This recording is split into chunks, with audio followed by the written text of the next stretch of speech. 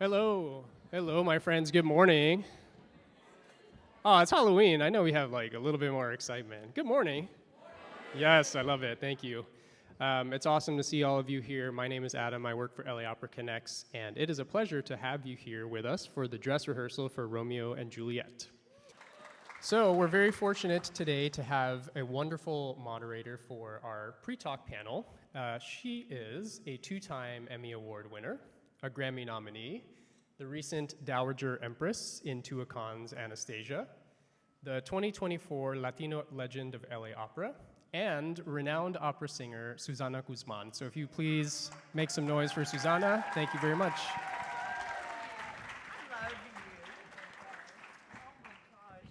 He's so funny. I usually say two-time Emmy winner, two-time Grammy loser. That's me. Welcome. I'm so happy to see you here. He's asked you how many people have been here before. Can I see hands again? Excellent. And how many have never seen an opera ever, ever, ever in your life? Grown-ups, please don't be shy. Raise your hand. Yeah, you know what? I hadn't either. I was a professional opera singer for 4 decades. I actually hold the record for the most principal roles done here at the Music Center at the Dorothy Chandler. Thank you. And I had never seen an opera until I was the title role in Bizet's opera Carmen. I couldn't read music. I had no idea. So after all these decades, I finally went back to school and learned how to read music, which was really important. I didn't read music. I sang at the Metropolitan Opera and I didn't know how to read music.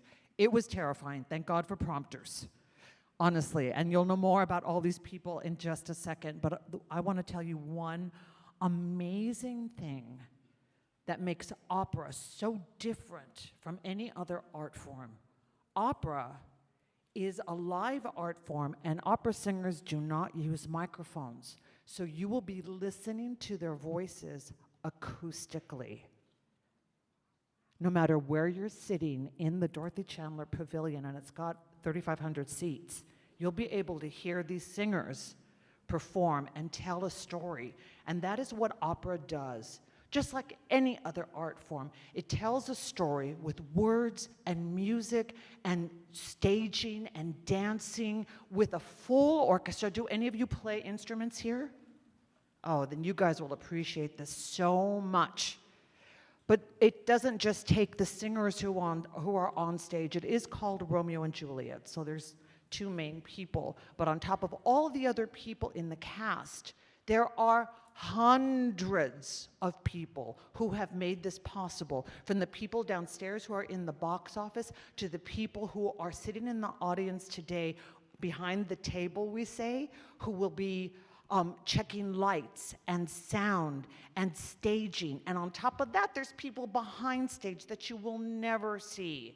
And we are so blessed that we have 3 people here today who work for Los Angeles Opera right now, who are amazing contributors to making this storytelling come to life. You all know the story of Romeo and Juliet?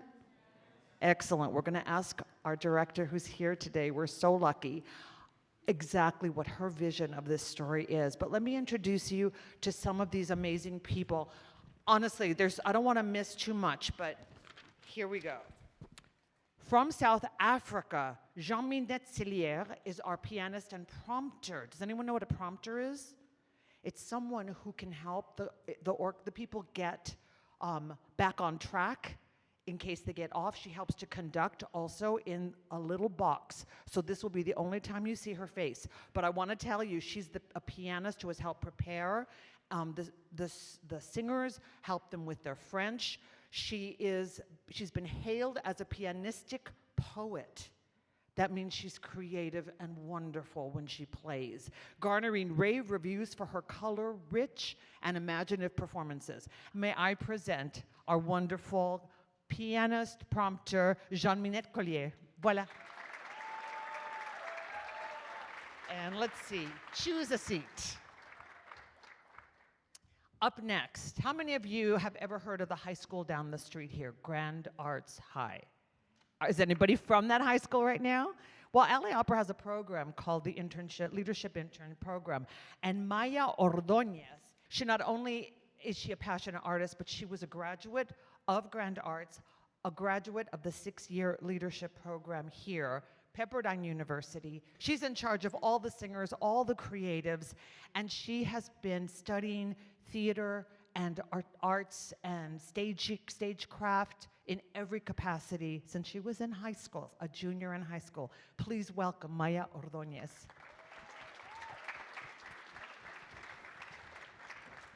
Thank you so much. Have a seat.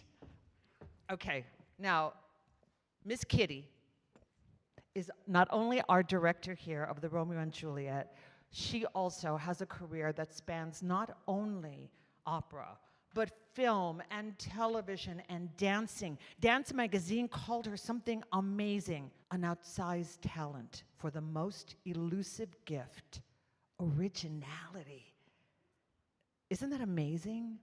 An outstanding talent for the elusive gift of originality.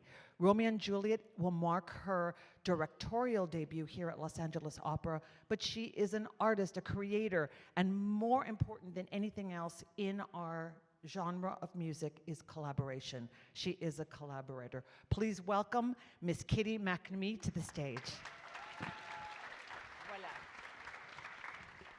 Now, Miss Kitty has to leave really soon, so because she is the director, she helps guide and collaborate. So I'm gonna just sit for a quick second, and if you don't mind, this is awesome. Look at us 4 Amazons right here.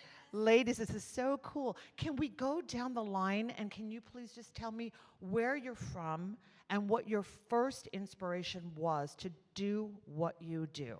All the way down. Hi.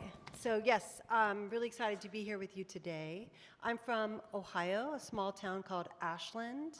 I lived in the country, and then I moved to Texas after that, LA, New York, back to LA.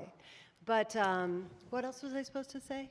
What was your first influence? When did you spark up and say, I want to do this forever? So as I said, I grew up in the country. So what I would see was TV mainly, and I would see musicals on TV, and I thought, oh, that is just so interesting. No one else in my family is an artist.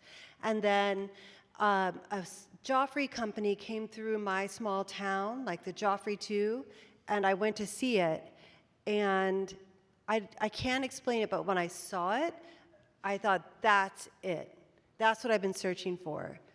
It was just kind of mysterious. And I'm sure all of you are very creative and interested in a creative pursuit and interested in self-expression. And I found dance as a way for me to express all of this crazy fire I had going on inside of me. It was a really wonderful channel and really good fit. Before you started with Joffrey, did you already take dance lessons? No. I actually didn't start taking class till I was 16 because I lived in a small town, there wasn't any class. Then one lady who had lived in my town had moved to Chicago. She came back and she started teaching in her garage, and that's when I started taking dance class. You're like Billy Elliot. Yeah. Oh my goodness, that's But amazing. a girl. Yeah. Thank you so much. And just out of curiosity, how many people here are interested in pursuing a career in the arts? How many people here are interested in pursuing a life of creativity? Oh, come on. Come on. Being creative means that you can solve problems. Being creative means that you can go to work and be excited. We're all interested in a world of creativity because if we're creative, if we can think outside the box, if we can think there is no box, we can do anything. And that leads to being happy. How many here want to have a happy life? A ver, por favor, manos arriba. Come on, you guys. There we go. Thank you so much. Maya, you're from Los Angeles. Yes. And you yes. started doing this in high school. Yes. Tell us about that journey. I was born here in Los Angeles in the South Bay, and I've started, really in elementary school. I went to a arts elementary school. Okay, which school was it? It was South Shores in San Pedro, so all the way an hour away in the South Bay. But I think that's what really sparked an interest in the arts for me. They had a rotation of different classes that we could take, whether it be in acting or with music or stagecraft or even musical instruments. So I think that's Wait, in elementary school? Yes. Excellent. So that was, I think, what really cultivated the love for arts for me. But I think that I was the shyest kid that you had ever known. I thought that I was filled with anxiety, and I just like didn't want to talk to anyone. Anytime a teacher would ask a question or ask if any of the students had any questions, I was so shy that I would be embarrassed to even raise my hand. I just thought like the act of raising my hand was just too much to bear. And I think that the arts had just brought me out of that. And I think especially, I mean, acting is such a big thing that it gets you out of your shell, and that's definitely the major thing that got me out of it. But it was something that anything that requires any artistic or creative mindset, it really got me out of that shell. And so, yeah, any artistic thing that I was a part of just let me explore myself and got me out of that. That's amazing. Jeanne-Minette, you are a pianist, so I assume you began early. You began early, and when did you, does anyone here play piano? Did you start? I was just going to ask the same Oh, question. good, there that's we lovely. go. That's lovely. So speaking of a spark moment, for me it's very hard to pinpoint that because it was in fact very early. I grew up in South Africa, and South Africa in the 70s and 80s was not an easy place. We were in the tail end of apartheid. We were under cultural boycotts, so there were few artists that were allowed to come into South Africa. Yet the arts education in South Africa was pretty significant and amazing when I was a kid. I'm the daughter of an opera singer and a surgeon. My mother had stopped singing when her kids were born, and I'm the last of the kids, and she had started singing a little bit shortly after I was born, but my spark, I think, came even before that. There are some pianists here in the audience, and who of you actually played chamber music? Does anybody play chamber music? Like a little trio, any duets? Not really, okay. Oh, wait, there. Did I see a hand? Yes. Somewhere, that's fantastic. Okay, so there was a wonderful piano trio by the name of the Beaux-Arts Piano Trio. And this was a very famous piano trio. They really brought the repertoire of a piano trio, which is a violin, cello, and piano, to the international level that it is today. The pianist of this piano trio was an Israeli pianist by the name of Menachem Pressler, and he came to visit South Africa, I think about 5 months before I was born. And my mother was pregnant with me at the time. This was less time, I think it was about 2 months before I was born. And she went to a performance where he played some Rachmaninoff, and apparently I did not stop moving through this entire performance, to the extent that people next to my mom asked her if they needed to take her to the hospital. So I think the spark was really, really early. And I started playing piano when I was 2 years old, so this for me is much part of my body as anything can be. Okay, wait, I'm sorry. Did you guys hear that? She started playing piano at 2 years old? Oh my God, what did you do when you were 5? I played my first professional recital at 5. Oh yeah, that deserves a hand. Brava. Oh my goodness. So when did you start to decide that this was a career for you? I honestly don't remember a moment that I didn't know this was what I was going to do for a living. I've always played, I've always been fascinated by sound. I was a little kid that always crawled onto the piano bench and just endlessly pressed the key of the piano up and down because I was fascinated by it. So I was never away from the piano. It's always been part of my life. So you drove your parents crazy? Pretty much. Okay, But got they it. were- That's they were good. good with That's it. a good sign. Oh, wonderful. We're going to go back this way, but could you remind us, could you tell us what it is exactly that you've done in this production, and what is the role of a prompter? So, as you've already pointed out, the prompter helps to keep everybody a little bit on track. Singers don't have an enviable job on the stage. They do a lot of things.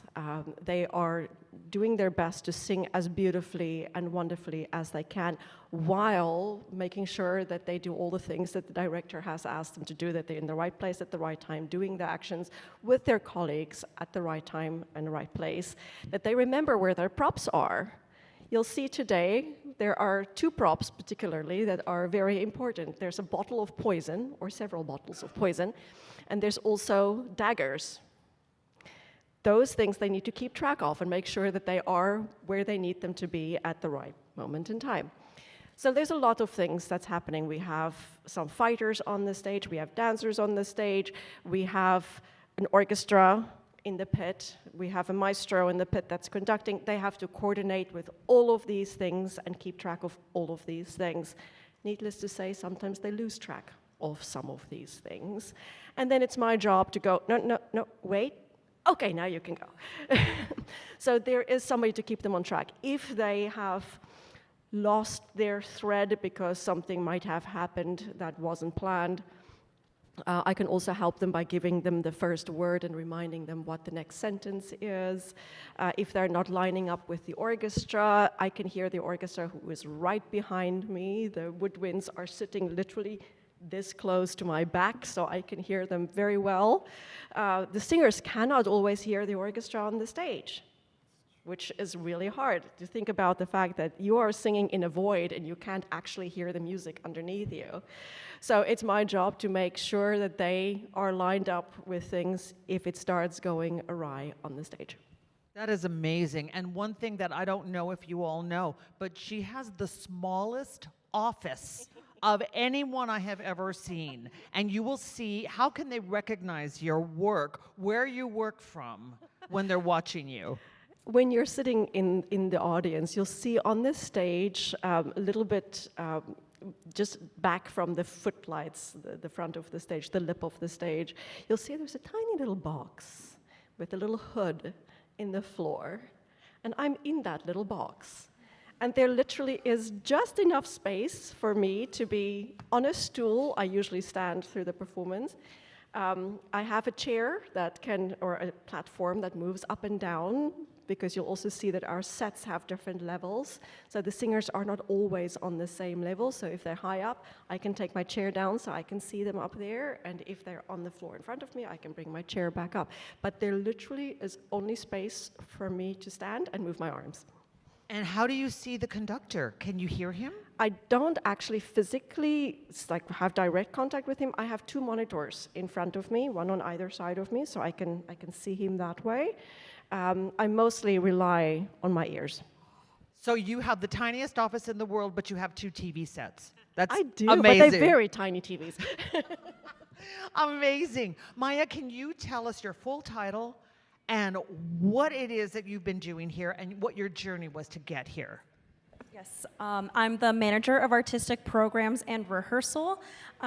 So I did a 6-year internship. I started as a junior in high school, and I did the 4 years through college. I rotated throughout all the administrative departments, including stage management.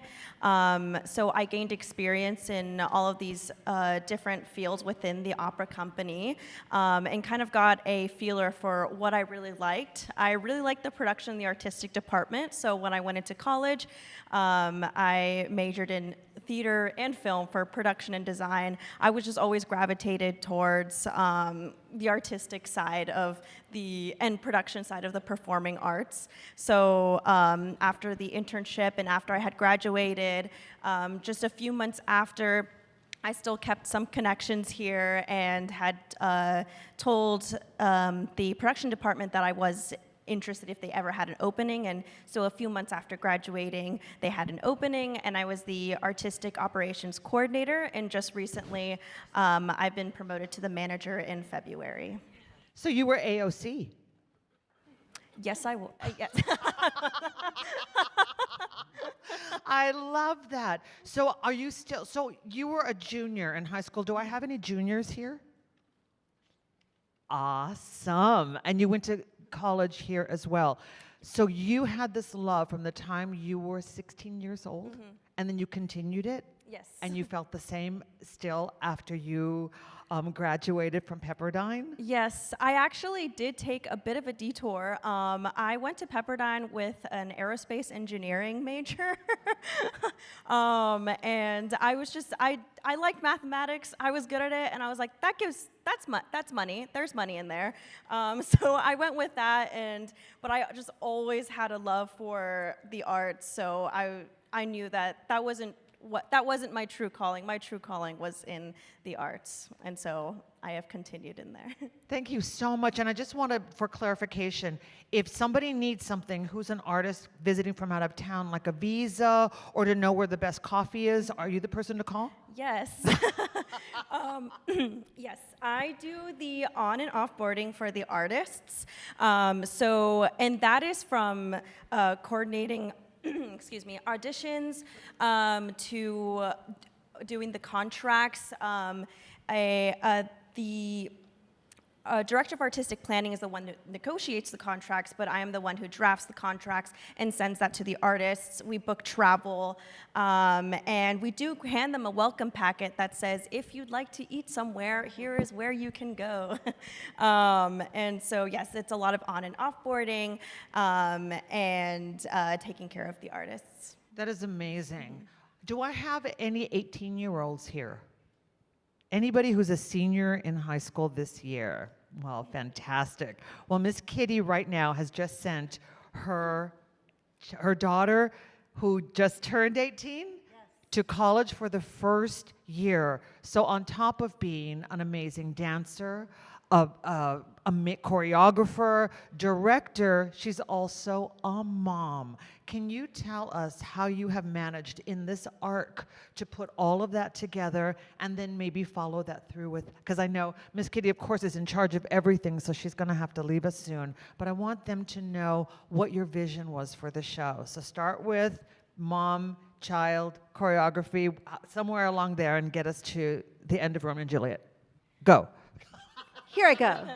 So, yes, I am very, very fortunate to have worked with the company LA Opera for quite a while. I started, my first opera ever was Romeo and Juliet here. And then through later productions, I was pregnant and then had my daughter, and I was able to continue working because there's such a supportive environment here. In the arts culture, but particularly in opera, I found it to be very welcoming to embrace the whole individual. It wasn't sort of segmented out because I was a mom now. You know, everybody's working. This career is like people's lives, so they're embracing of all aspects of your life. And I think for me, in Romeo and Juliet, having a daughter who's 18, Juliet was probably closer to 16, maybe in the classic Shakespeare, 14.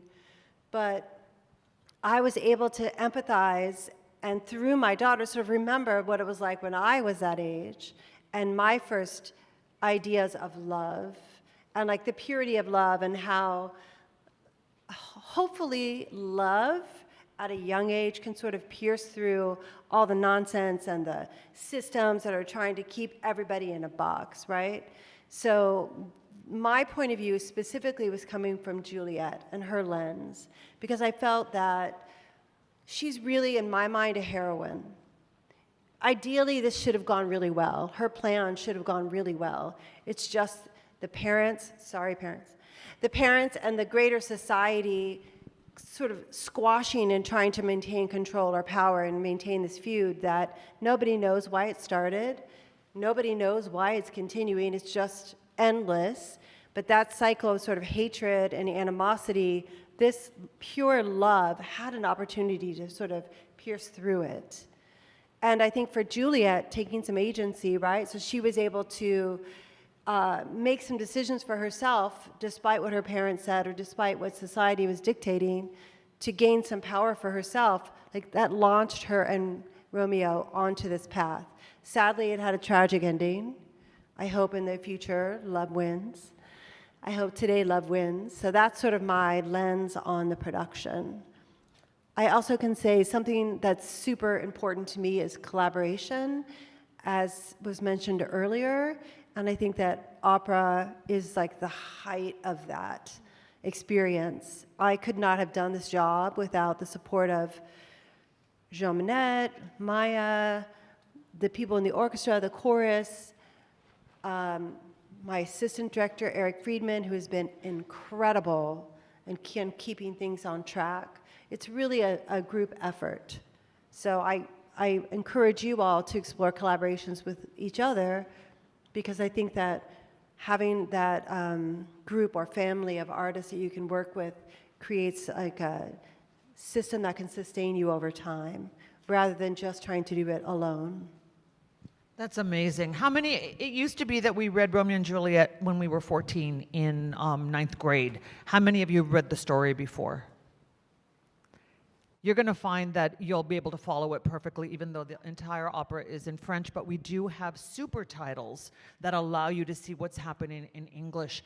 And while it is, I think it has endured not simply because it's a cautionary tale, but I love what the prince says at the very end in the show. He says, "See what a scourge is laid upon your hate, that heaven finds means to kill your joys with love.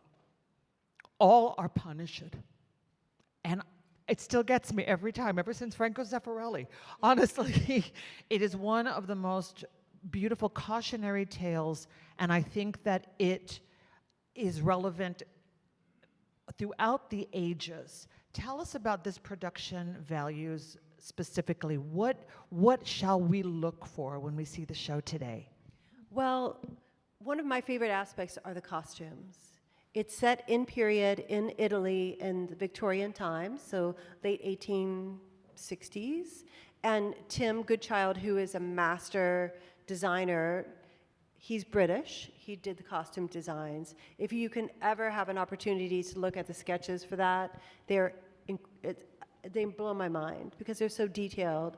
And then the set design, you'll see, it's one of the most challenging parts of directing the show because the set is very large and it moves a lot. So we're constantly having these shifts between scenes, and again, like the scale of the production is something when I had my dance company or working on other shows I never could experience. So I hope you enjoy like the grandeur and the scale. I feel when I'm watching it like I'm in a movie. I feel like I'm in the Zeffirelli film or I'm in a movie because it's just so beautifully detailed and everything works together so well. That's excellent, because I would like anyone who has questions before our director has to leave, if you'd like to ask something right here, the Crusader.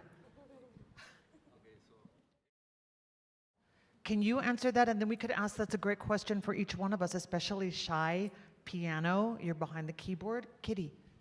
So what motivated me to start?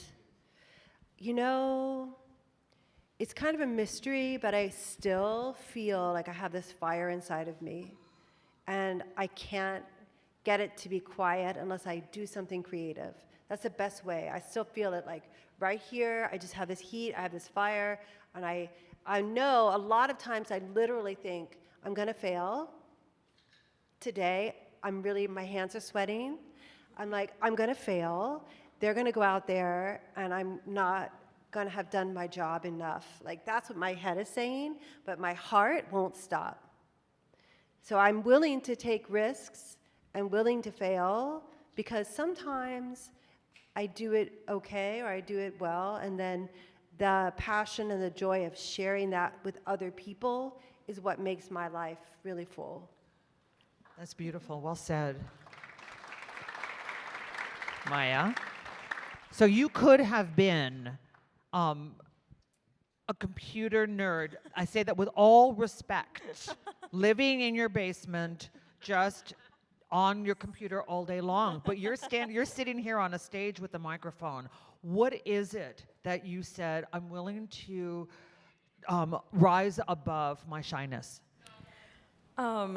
It really was such a love for being able to be creative and be a part of something really grand. I mean, if you'll watch the the opera, it's a really such a grand thing to watch. But it really is also just curiosity. And I think that I've just never really lost curiosity of different things in life. And I mean, I rotated throughout all these different departments, and there's just such different things that you can do in a company. And through my major, I studied all different kinds of design and like costume design, lighting design, directing and stage management. I just wanted to experience so much, and so keeping that curiosity and going through with it, I think is what has kept me going, and has kept me advancing because. It's just really like a love for what I do and a big curiosity, and also wanting to put myself in a place that makes me uncomfortable. If there's anything that I'm scared of doing or I'm uncomfortable with it, I just think, well, I have to do it. So I think that's what also keeps someone advancing. I love that word curiosity. Curiosity, imagination, creativity, they all have that. Answer the question. That's so exciting. Jeanne-Minette, you look like you were thinking about this. This is something I've spent my life thinking about and still think about every day. I think it's incredibly important, not just for a life in the arts, but for life in general, to always ask, what pulls me forward? Why am I driven to do certain things? And what am I driven to do? For me, one of the big driving forces in my life has always, since I can remember, been a search for beauty. And beauty for me can take many different forms. It's not necessarily something that's pretty, although pretty is good too. But beauty in the sense of something that touches me deeply, something that is meaningful, something that I can see is meaningful for people around me. I can give you an example of one day that I did a performance, a piano and vocal recital with a singer, and we were greeting the audience after the performance, and I saw a gentleman in the row of people approaching us. And everybody was sort of mingling with each other and speaking to each other, except this gentleman was really just withdrawn and had his head down and really didn't interact with anyone until he reached me. And he took my hand and he just looked in my eyes for a moment without speaking, and he said, my son died 6 months ago. And until this moment, and I still tear up thinking about this, until this moment, I was unable to cry. The music gave me something that I could attach my feelings to, and it unlocked these tears. And that moment of beauty, of beautiful music, but a beautiful human, so human emotion that we all experience, that's what art can do. And for me, that is what I want you to look for today in this opera, is where are these moments that you feel there's something I recognize. That is amazing. And as a performer, thank you. As a performer, I will tell you that with all of these, but in particular for the parents who are out here and for the teachers, I've been doing this for 4 decades, and I'm still performing, and I still have the fire within me, I still have the curiosity, and I still have that urge to make a connection with the audience. And one of the things that I was worried about, and why I say to the parents, is I'm a senior citizen. So I was sitting at a table with William Macy, the actor. Do you know who that is? And I turned to him, and I was preoccupied with this thought of, should I retire? Even though I knew I still had fire within me, I knew that I still needed to make the connection. I still had that curiosity. And he said, so I asked him, I said, are you thinking about retiring? And he said, no. There are older people who touch the world the same way that we touched the world when we were kids. And it's important that we share this, because for all of us here and for you, the way that we communicate, you'll see it today when you get shivers, when you get tears, when you laugh out loud, then we've done our job. We've reached you. We've touched you. And I have been a nana, an abuela, a grandma in so many productions, and I give people little candies when we're on stage, like your tia or your abuela would do. I love doing that, and I love that there is room in our art form to touch everybody. So that is your job as an audience today, is to open your heart up and allow that to happen. Thank you. Thank you. Thank you. Toi, toi, toi. A wonderful, wonderful show tonight. I want to say one more thing. You guys are young and full of hope. Don't lose it. And every one of you is different. I'm a little odd, but I embraced it and found a way to use it. So I encourage each of you to do the same. No one can do what you can do. So I hope you enjoy the show. Be kind to the singers, because they're out there like me, taking a big risk. So I hope you enjoy it. Beautiful. Thank you so much. Can we give it up one more time, please, for Suzanna and Kitty and Maya and Jeanne-Minette? Thank you all so much. You've been a wonderful audience. I want to ask you to do one more thing for me, if you don't mind, which is to please give an applause to your teachers, the chaperones, everybody who made it possible for you to be here today.